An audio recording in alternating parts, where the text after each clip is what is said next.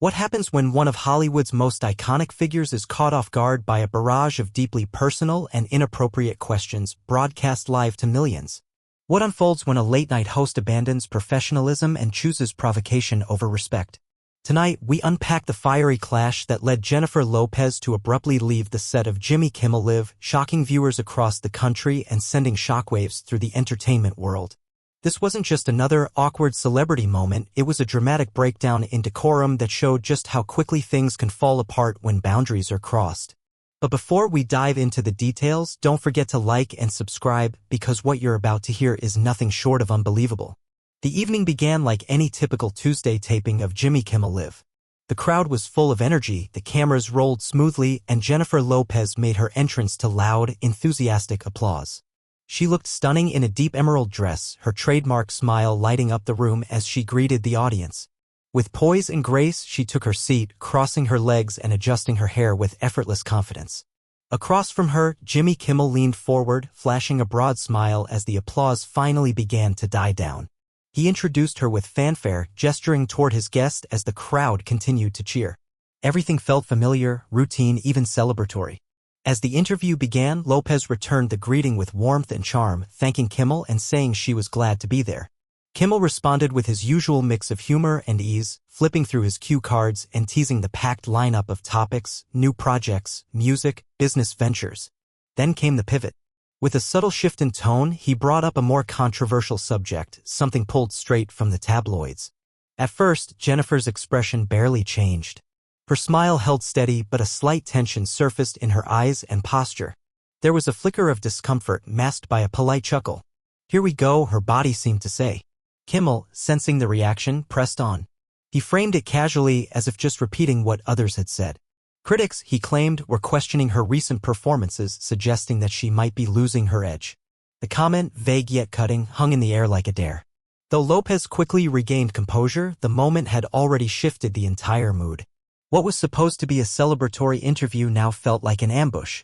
She responded with professionalism, keeping her voice calm but firm, asking for clarification and reminding him of the positive feedback she'd received from fans and collaborators. Still, Kimmel pushed further. With a smirk that now bordered on smug, he raised the issue of age, suggesting that perhaps it was time for her to scale back and focus on business ventures rather than trying to keep pace with younger artists. The studio audience grew uncomfortably quiet. The energy had drained from the room. Jennifer's hands, once relaxed on the chair's armrests, now clenched slightly. Her voice dropped, laced with steel. She challenged the insinuation directly, questioning whether Kimmel was seriously attacking her talent and career because of her age. Kimmel, unfazed, held up his hands as if to deflect criticism, but the grin on his face suggested amusement rather than apology. He pointed to online videos, implying her recent performances lacked the sharpness of earlier years. He questioned the strength of her vocals. Jennifer's jaw tightened. It was clear she was weighing her next move, balancing her years of professionalism with the sting of being publicly undermined. When she responded, her words were calm but unmistakably firm. She reminded him of her decades-long career, her commercial success, and the empire she'd built. She made it clear she wasn't going to sit silently and be disrespected. But instead of backing down, Kimmel seemed to double down, perhaps believing the tension made for better television. He claimed to respect her legacy, but continued to challenge her right to defend it. Can Hollywood ever have a real conversation about aging, or is it always laced with cruelty? That was the question Kimmel claimed to be asking, cloaked in faux sincerity, but what he said next pushed the exchange over the edge. He brought up the reality of aging, suggesting it was time Lopez acknowledged she wasn't who she used to be. Jennifer leaned forward, her tone sharper, her presence more commanding. She made it clear she was at the peak of her career and working harder than many half her age. This wasn't about aging. This was about respect, or the lack of it. She didn't hold back. She called out the motive behind the line of questioning, humiliation for ratings. And the audience knew it. The mood had shifted completely. The laughter, the excitement, it had all evaporated. What they were watching now wasn't entertainment. It was a confrontation. And then Jimmy Kimmel said the words that would ricochet across headlines worldwide. Rather than back off, he leaned in. He suggested it was time for Lopez to be realistic about where she stood in her career. With a smirk, he dropped the line that turned discomfort into outrage. How long can you keep pretending you're still Jenny from the block? At some point, Doesn't it start to look a little desperate? That single word hit with brutal force. The expression on Jennifer's face froze, her fury barely contained. Everyone in the room felt it. What came next wasn't just a reaction, it was a reckoning. The studio went dead silent. Jennifer sat motionless, eyes fixed on Kimmel, her stare unflinching. The silence dragged, thick with tension, as if the entire room was holding its breath. Then, in a voice so quiet it forced everyone to lean in, she asked, "Did you just call me desperate?" Her words were precise, deliberate, each one cutting through the silence with scalpel-like control. Kimmel's confident facade cracked for the first time, but instead of walking it back, he chose to dig deeper. "If the shoe fits," he muttered with a shrug, attempting to dismiss the gravity of what he had said. He tried to play it off as honesty, just part of the job, he claimed. Honest TV. Jennifer's laugh cut through the tension, but there was no humor in it, only disbelief. Honest conversations? That's what he called this? She laid it out. He hadn't come for a conversation. He'd come to provoke, to mock, to degrade. He had used her age as a weapon and now cloaked his insults under the pretense of truth. Kimmel deflected again, gesturing at his desk as if the cards were to blame. He claimed he was only echoing what the public was already discussing. Why not address it directly, he said, rather than ignore it. But his tone had turned condescending, and Lopez had reached her limit. She sat forward, her posture now charged with the energy of someone who had nothing left to prove, but everything to defend. Her voice rose, challenging the premise behind his so-called public conversation. She questioned the sources he was referencing, tabloid lies and online trolls. Was that what passed for public discourse now? Was that what deserved a primetime platform? The idea that success over decades could be reduced to whispers and cheap commentary enraged her. She wasn't just defending herself. She was defending every woman in the industry who had ever been told to fade quietly. Kimmel raised his hands again, trying to calm the moment, but the damage was done. This time he didn't look confident, he looked unsure, almost apologetic. But it was too late. When he suggested Lopez was being too sensitive, she hit back with precision. This wasn't about hurt feelings. It was about dignity, about human decency. Something, she said, he clearly didn't understand. The audience was visibly uncomfortable now. People shifted in their seats. Some looked toward the studio doors. Others reached for their phones, knowing instinctively that what they were witnessing was no ordinary TV moment. It was a flashpoint, a cultural shift, happening live. Still, Kimmel pushed forward. Whether out of arrogance or a complete misread of the moment, he continued. He insisted the truth sometimes stings, that even legends have to face reality. He compared her to Madonna, to Cher. But he failed to see that Jennifer Lopez wasn't asking for comparison. She was demanding respect. Kimmel tried to play it off like it was just part of the job. It's just business, he said. But Jennifer Lopez was done playing along. Don't you dare compare me to other women as if we're all the same, she snapped. The professional mask she'd worn so gracefully for decades finally fell away. Don't you dare act like insulting me is some kind of favor. And don't pretend this is about truth when it's really about your pathetic need to tear down successful women. Kimmel's face turned red. The smirk vanished. For the first time since the interview began, he looked genuinely angry, not amused, not in control, just cornered. Now hold on a minute, he barked, his voice rising. I've had plenty of successful women on this show, and I've never had a problem with them. Maybe the problem isn't me. Maybe the problem is you. Maybe you just can't handle a little criticism. The audience froze. It was as if someone had just lit a fuse and everyone was waiting for the explosion. Jennifer stared at him for a moment, long enough for the silence to become unbearable. And then she spoke, her voice low and steady.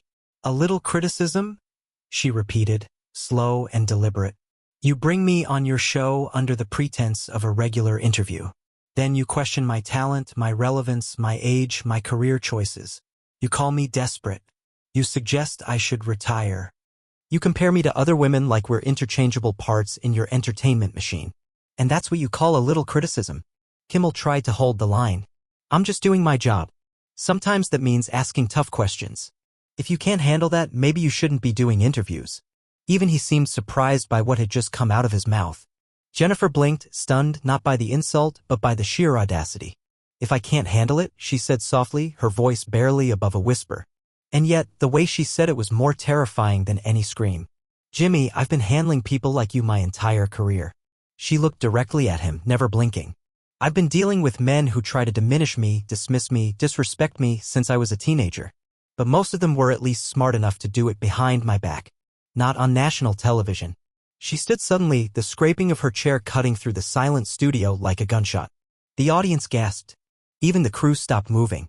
Kimmel sat frozen behind his desk, staring up at her. And for the first time, there was fear in his eyes. You want to know the real problem here, Jimmy? She said, towering over him now with a presence that filled every inch of the room. You're a small, insecure man who gets his kicks from making powerful women feel small. You hide behind your desk, your jokes, your fake smile.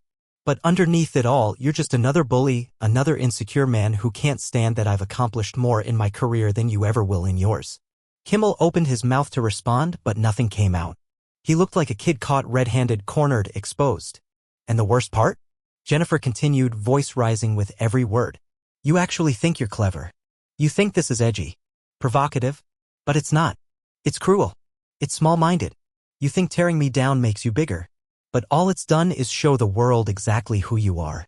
The studio was so quiet you could hear the hum of the lights. Jennifer turned to the audience, many of them wide-eyed, some filming, others just stunned, and then back to Kimmel, who was visibly shaken. I've been in this business long enough to spot someone trying to make a name for themselves at my expense, she said. But here's what you don't understand, I didn't get here by letting men like you walk all over me. I got here by standing up for myself. By demanding respect. And by never, ever letting anyone make me feel like I was less than I am. She paused, letting the words settle. The silence was deafening. And here's what's going to happen, Jimmy. I'm going to walk off the stage with my dignity intact.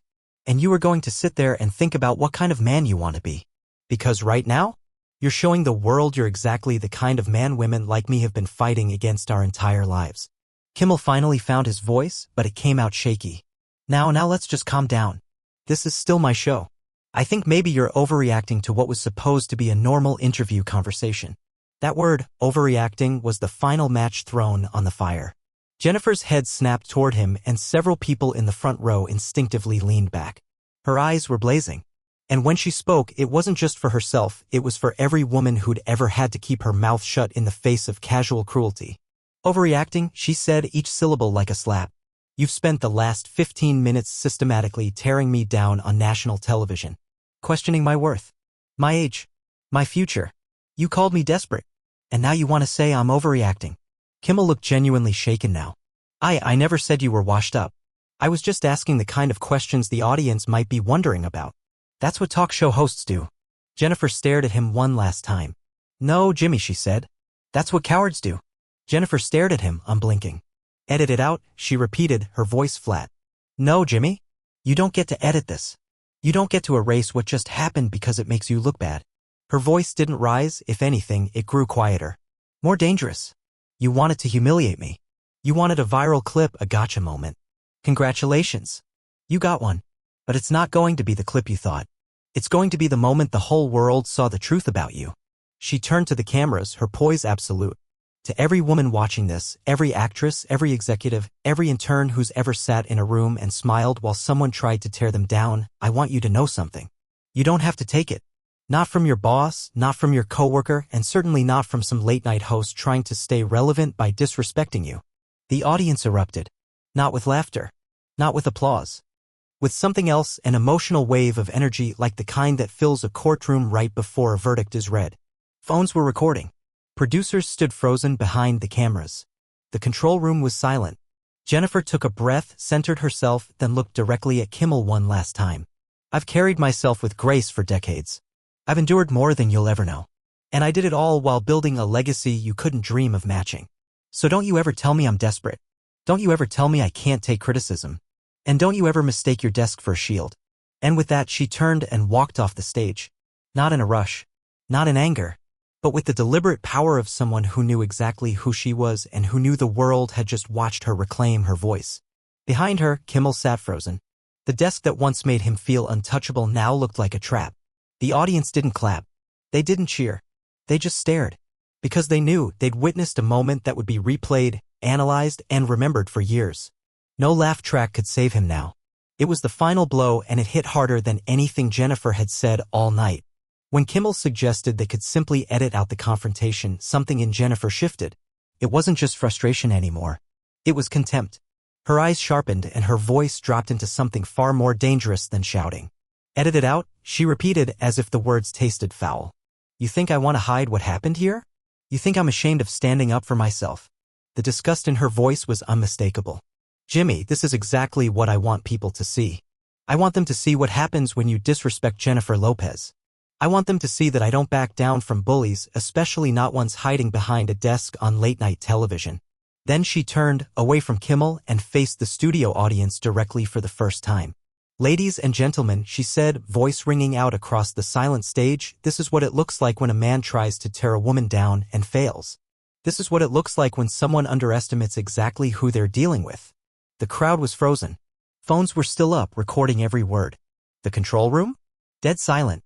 Then she turned back to Kimmel, and her final words weren't loud, but they carried more weight than anything he had said all night. And since you're suddenly so concerned with honesty and real conversations, let me be completely honest with you, Jimmy, she said, voice cold and razor-sharp. You're a pathetic excuse for a host. An even worse excuse for a man. And if you think I'm going to sit here another second and listen to your garbage, you're out of your damn mind. And then came the line, delivered with perfect timing. With a calm, deliberate fury. The kind of line that instantly goes viral and lives on forever in media history. So you know what, Jimmy? She said, pausing just long enough to let the silence stretch tight as a drum. Fuck you. It rang through the studio like a shot. No one moved. No one even breathed. Then Jennifer Lopez turned and walked off that stage, not in anger, not in haste, but with the same powerful grace that had made her an icon for decades. Her heels echoed against the floor in sharp, deliberate steps. She passed the cameras, the stunned crew, and the shocked audience, never once looking back. She didn't break stride. She didn't second-guess. She didn't give Jimmy Kimmel or anyone else in that building another second of her attention.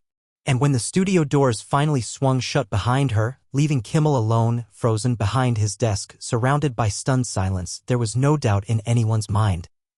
Jennifer Lopez had just delivered the most iconic takedown in talk show history. And Jimmy Kimmel? He might still be sitting at his desk, but his credibility had just walked out the door in heels. So what do you think? Was Jennifer right to walk away? Or was Jimmy Kimmel just doing his job? Let us know in the comments. And don't forget, hit that subscribe button if you want more raw, unfiltered moments from inside Hollywood's biggest showdowns. There's plenty more drama where this came from, and trust me, we're just getting started.